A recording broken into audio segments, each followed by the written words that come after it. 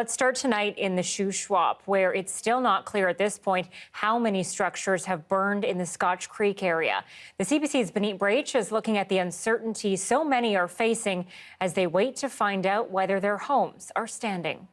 Photos like these are some of the only pieces of information people in areas like Scotch Creek and Celista are getting. The Bush Creek East wildfire has left parts of these communities reduced to ashes. Jim Cooperman was lucky enough to be able to survey the damage. It was absolutely dreadful. We did a tour through Scotch Creek and saw the burned out buildings, the fire hall, the library, homes and businesses. His home in Lee Creek survived, but he wishes the warnings came sooner. And as a result, people became trapped in Scotch Creek. To evacuate, they had to take boats. There have been some questions about whether a planned ignition contributed to the merging of two fires. But today, BC Wildfire is reiterating that is not what happened, and that the flames spread when one fire jumped the river. I want to be perfectly clear. That planned ignition saved hundreds of homes and properties along the North Shuswap.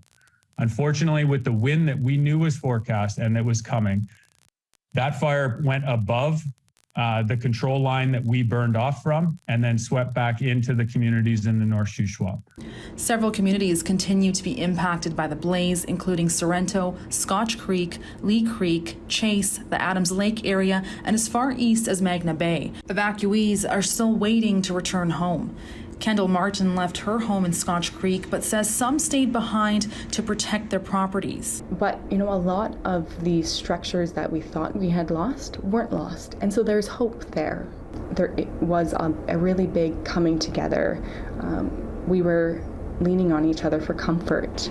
While there are many who do stay back in the wildfire situations, the province is once again reminding people not to do that. If you are under an evacuation order, you must leave immediately.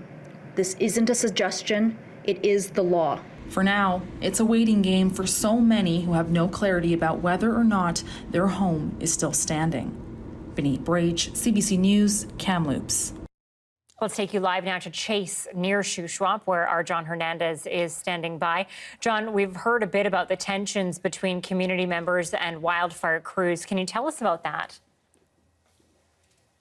Yeah, today the BC Wildfire Service confirmed that some of its equipment has actually gone missing. This being a particular issue in the Shuswap region, where about 4,000 homes are under evacuation order. Now, fire crews have been staging equipment in strategic locations, including at a bridge in Scotch Creek. However, over the past few days, some of that equipment has gone missing. Items like hoses,